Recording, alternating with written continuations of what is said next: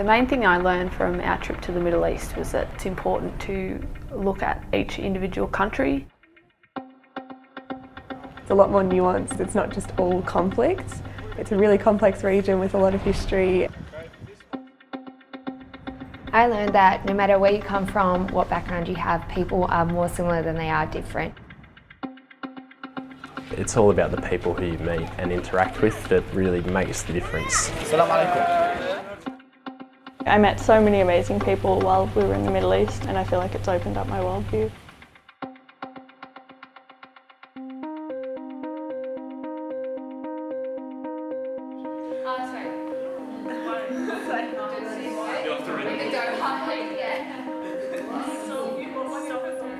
As you can see, where we all come, we all live together, and so mainly Jordan throughout the years.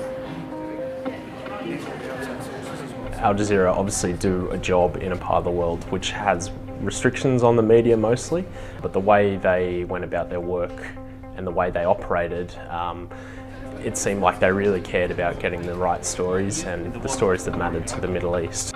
It was amazing to see such a huge, successful news organisation that's also very unique in the way it operates. One of the highlights of the whole entire trip for me was meeting Bahir Mohammed, who was in prison with Peter Gresta in an Egyptian jail. So that was a real fangirl moment for me. It was really, really exciting. I found Rouge really interesting for a number of reasons. They have so many resources and they're actually able to kind of go about and they can focus on a story for 3 years. So it was really an idealistic type of journalism, but it was so good to see people who were so passionate about exposing truth. A lot of the work they're doing is having tangible results. They are changing policy, they are agitating. So to see that was particularly impressive and quite inspiring actually for a young journalist. Syria Direct was absolutely fascinating, as the idea of it being a news agency that isn't on the ground in Syria. Instead it works to authenticate its sources that are in Syria and then publish that to a wider audience. To meet some of the people who'd been involved in that conflict and now are reporting on it, these people are risking their lives daily to put out stories that matter. One of the highlights of the trip was getting to meet the Qatar University delegates from Amiji last year. They try to make our stay in their part of the world as welcoming as possible. They were so generous with their time, with us asking them questions, them asking questions of us. It was a hospitality I've not experienced before.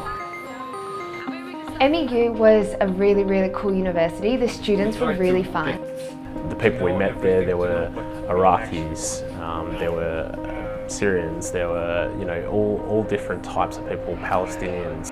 They helped us understand Jordan and understand their part of the Middle East.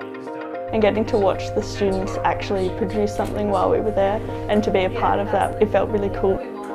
UNESCO was a really, really good opportunity to collaborate with the MEU students, and we got to contribute ideas to the projects that UNESCO was working on.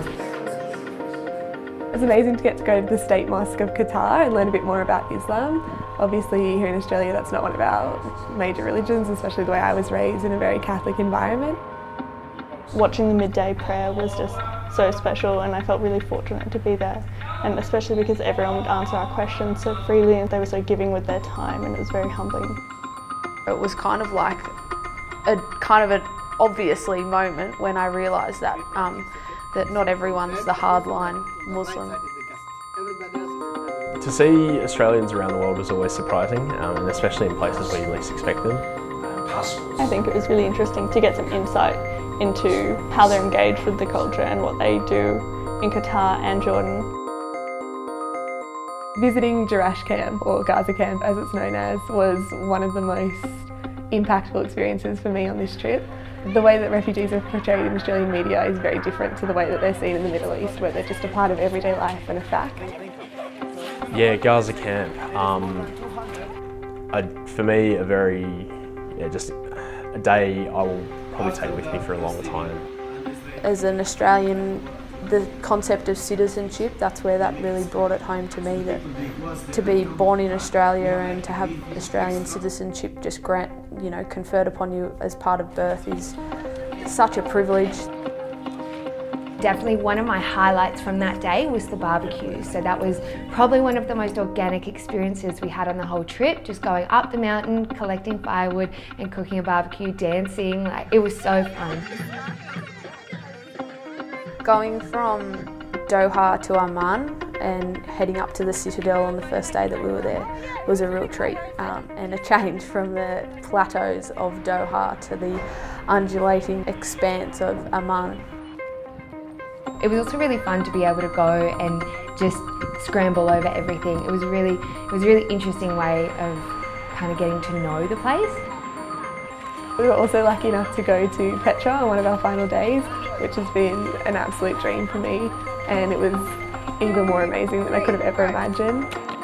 I guess being a bit of a water baby, I've always grown up loving the ocean, and it was just nothing like I've ever experienced before. Going swimming in the Dead Sea was just the weirdest, coolest experience ever. Yeah, wow, it was a great way to finish off the trip. I think going into a newsroom now, there's an imperative for me to look at the Middle East as not one big area. You know, Jordan is different from Palestine and Israel and Syria. Qatar is different from Saudi Arabia and Yemen and Oman and Bahrain. They're different places, they have different people. I can see it for more than just what we get shown in media. I can see it as individual countries that form this vibrant, beautiful part of the world filled with incredible people who do amazing things every day.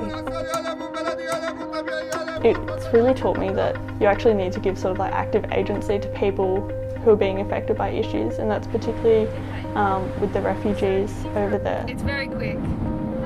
I think I have so much more capacity to explain other people's lives and other people's stories, and also to give other people a voice. And one of the biggest things that I got from this trip was understanding how much I don't understand and how much I can't understand.